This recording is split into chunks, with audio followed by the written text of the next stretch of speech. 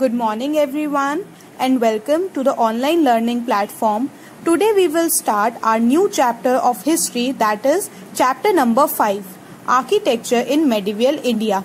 Architecture means the art of designing and constructing buildings, यानी buildings को design करना, उसकी प्लानिंग करना, उसको कंस्ट्रक्ट करवाना, ये सब आर्किटेक्चर में आता है.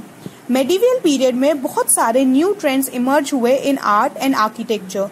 Construction of monuments was done to show the royal power, to show कि एम्परर के पास कितनी वेल्थ है, वो कितने स्ट्रॉन्ग हैं, पावरफुल हैं, and these monuments brought fame to the rulers. एक और रीजन भी था इनको कंस्ट्रक्ट करवाने का, that was to leave a mark about the event and to glorify themselves in history. अब हिस्टोरिकल मॉन्यूमेंट्स को दो कैटेगरीज में डिवाइड किया जा सकता है. First one is religious monuments, यानी कि ऐसे मॉन्यूमेंट्स जो रिलीजियस बेस्ड होते हैं, रिलीजन के पर्पज से बनवाए गए हैं, जैसे कि टेम्पल्स यानी कि मंदिर, मॉस्क, मस्जिद, मौजोलियम, समाधि एंड टॉम्स, दैट इज मकबरा. Second category is secular monuments, that is कि जो रिलीजियस पर्पज से नहीं बनाए गए हैं and all had the access to them. For example forts, palaces, gardens, gateways and caravanserais. Caravanserais means जो ट्रेवलर्स के रुकने के लिए रेस्ट हाउस बनवाए जाते हैं, जगह बनाई जाती है जहां पर ट्रेवलर्स रुक सकते हैं free of cost. Right, so these were the categories जिसमें historical monuments can be divided. Now monuments को उनके फंक्शंस या पर्पस के बेसिस पर भी क्लासिफाई किया जा सकता है. इसमें भी टू कैटेगरीज आती हैं, प्राइवेट एंड पब्लिक. प्राइवेट यानी कि जो सिर्फ रॉयल फैमिलीज या लिमिटेड पर्संस के लिए थी, जैसे कि forts, palaces, gardens, residences and Tom's. Second आती है पब्लिक प्लेसेस, यानी कि वो जो कॉमन पीपल के लिए थी, जहां कोई भी जा सकता था, जैसे कि temples, mosques, tanks, wells, gateways and caravanserais. इस चैप्टर में हम पढ़ेंगे about the architecture in medieval India, that is between 800 CE and 1700 CE, and इसको हम 3 हेडिंग्स के अंदर स्टडी करेंगे. First one is temple architecture, यानी कि टेम्पल्स कंस्ट्रक्ट करने के स्टाइल, जो कि 3 टाइप्स के थे, the Nagara style, Dravida style and Vesara style.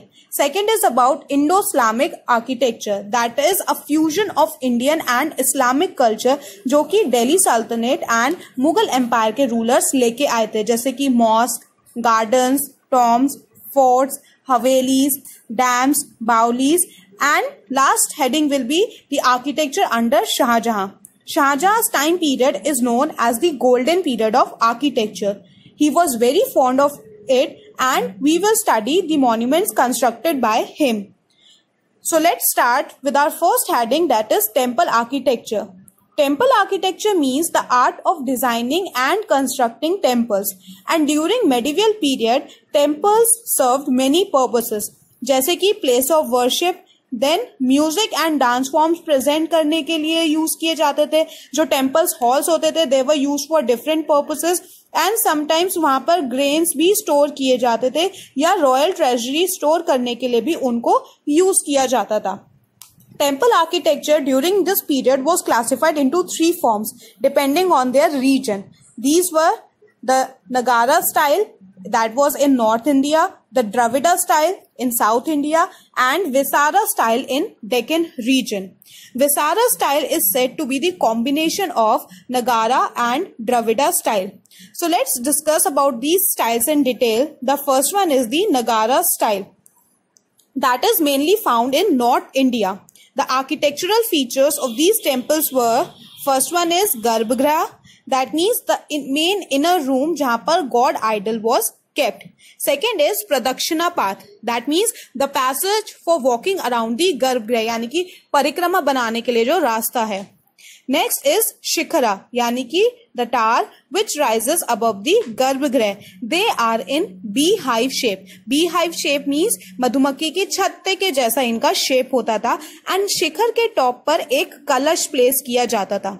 जो कलश था वो एक फ्लैट एंड थिक डिस्क पर रखा जाता था, that was known as अमालका.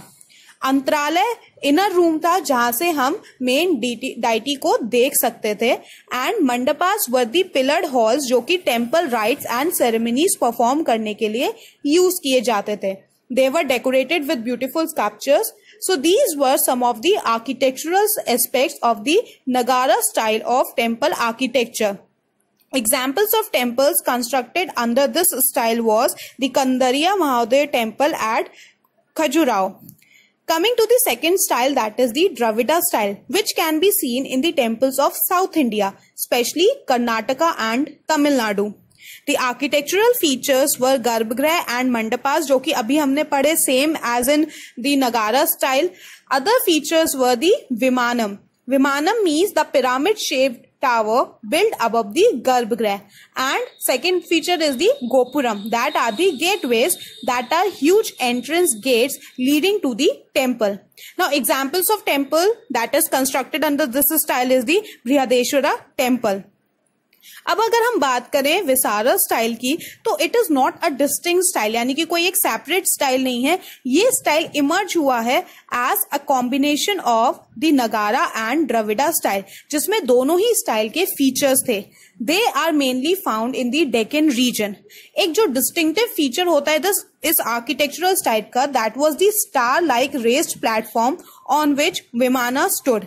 Example of temples under this style is the Hosala temple at Belur, Somnathpura, etc.